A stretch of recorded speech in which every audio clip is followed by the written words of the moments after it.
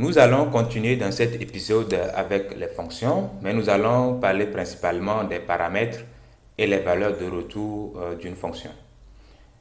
Maintenant que vous connaissez le concept de la portée des variables, nous allons pouvoir aborder ce qu'on appelle les arguments et les valeurs de retour. Ils permettent de faire communiquer vos fonctions avec le reste de votre code. Ainsi, les arguments permettent d'envoyer des informations à votre fonction, tandis que les valeurs de retour représentent ce qui est retourné par la fonction ou par votre fonction une fois que celle-ci a fini de faire les calculs que vous lui avez demandé. Parlant des arguments ou des paramètres, nous avons déjà utilisé les fonctions avec un argument, principalement la fonction alerte. Quand j'écris alerte comme ceci, ce que je vais taper entre les parenthèses, par exemple, hello world, et je mets point virgule. Donc, ce qui est entre les parenthèses là est justement ce qu'on appelle un argument que je passe à la fonction alerte. Et c'est justement ce que j'ai mis, ou bien c'est justement cet argument là qui sera affiché par JavaScript si j'ai exécuté le code. Donc, ce qu'on va faire, on va essayer de définir notre propre méthode qui va prendre des arguments afin qu'on comprenne mieux comment cela fonctionne. Nous allons essayer de définir une fonction qui va nous permettre de calculer le périmètre d'un rectangle, par exemple. Déjà, il faut qu'on connaisse la formule nous permettant de calculer le périmètre d'un rectangle. Donc, le périmètre d'un rectangle, ça fait quoi? Ça fait longueur plus largeur multiplié par 2. Très bien. Donc, connaissant maintenant la formule de calcul du périmètre, la question qu'on va se poser, c'est de quoi aura besoin notre fonction pour pouvoir nous retourner le périmètre que nous on veut calculer. Et logiquement, la fonction doit connaître dans un premier lieu la longueur et la largeur. Très bien. Donc, la longueur et la largeur va constituer ce qu'on appelle soit paramètre ou argument de notre fonction. Pour déclarer rapidement notre fonction que j'appelle périmètre, on écrit ceci entre parenthèses, donc fonction périmètre.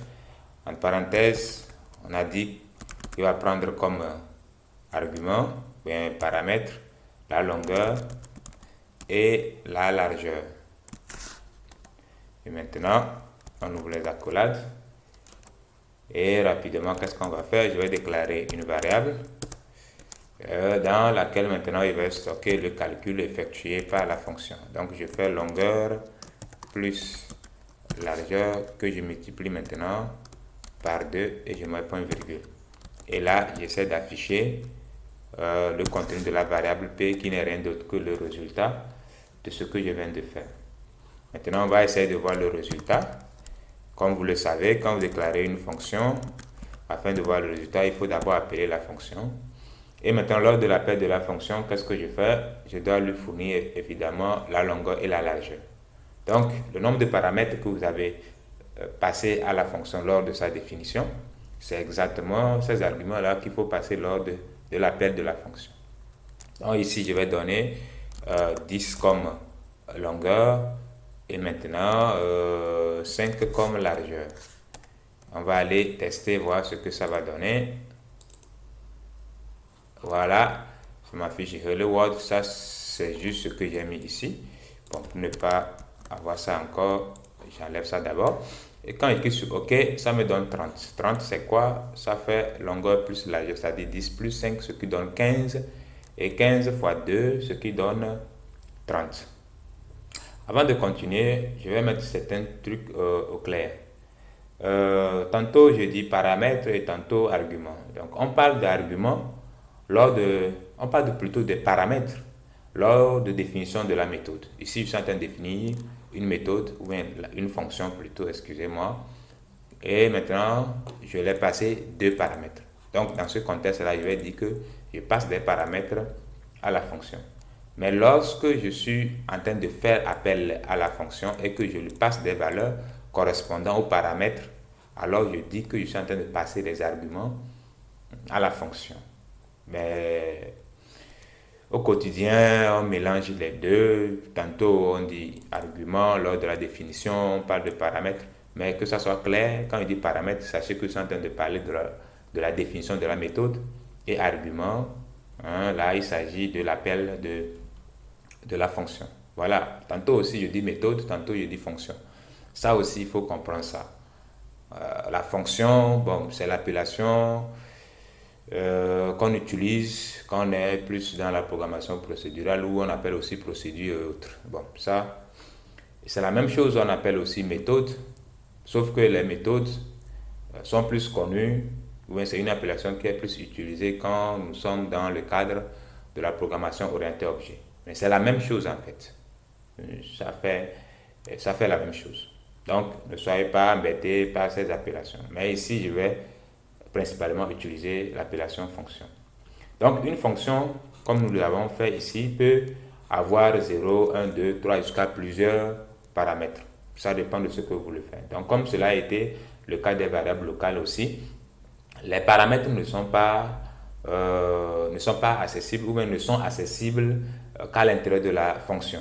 Donc, autrement dit, leur portée se limite exactement à la fonction.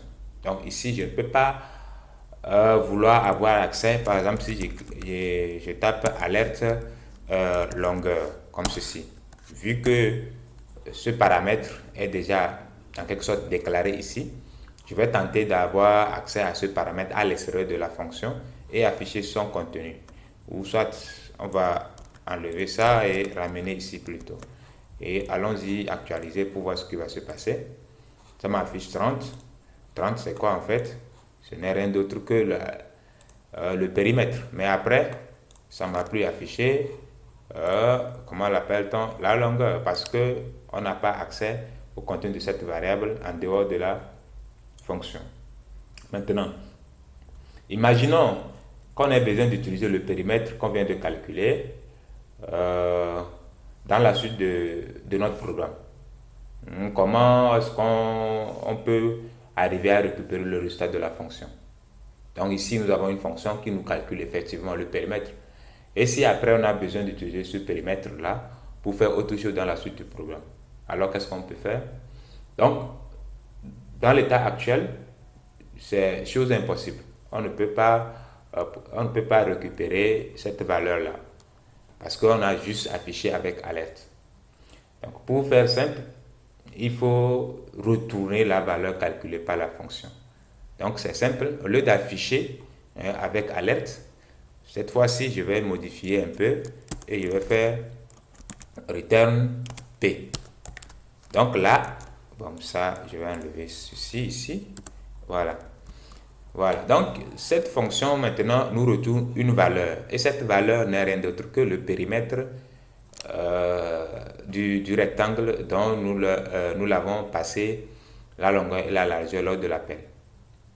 Donc, maintenant, si je retourne actualiser, rien ne va se passer. Pourquoi? Tout se passe normalement bien. Sauf que cette fois-ci, la valeur est retournée. Et si on veut voir le résultat, il va falloir l'afficher. Ou carrément déclarer une variable que j'appelle péri, tout simplement, est égal à quoi? Périmètre, j'appelle ma fonction périmètre, ou soit, comme je l'ai déjà écrit ici, je coupe, puis je mets ça ici. Là, je récupère le retour de la fonction directement dans cette variable-là. Et là, je peux essayer d'afficher ou en faire quelque chose d'autre si je veux. Donc ici, je crée ma fonction alerte et puis je fais appel à ma variable péri que j'ai déclarée. Et si on va actualiser, on aura maintenant le périmètre qui va s'afficher.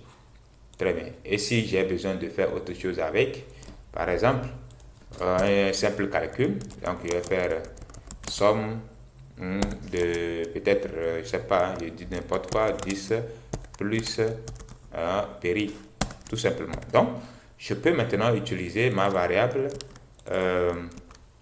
péri, dont le contenu n'est rien que le périmètre, et faire tout ce que je veux. Donc, ça m'affiche 40 parce que j'ai justement fait la somme qui est égale à 10 plus le périmètre qui est 30. Donc, voilà, c'est très simple et je pense que c'est un concept et c'est un fonctionnement que vous devez vraiment maîtriser aussi. Donc, si je veux directement aussi, je peux tout simplement afficher le contenu ou bien le retour de la fonction en appelant directement la fonction là à l'intérieur de la fonction périmètre. Donc l'ordre d'exécution ici est très important. Pourquoi? Parce que dès que je vais aller exécuter le programme, d'abord la fonction qui est à l'intérieur, ici la fonction périmètre, va s'exécuter dans un premier temps et va retourner une valeur que alerte lui va afficher. Donc allons-y, on doit avoir exactement le même résultat, c'est-à-dire 30. Donc je crois que tout est clair maintenant.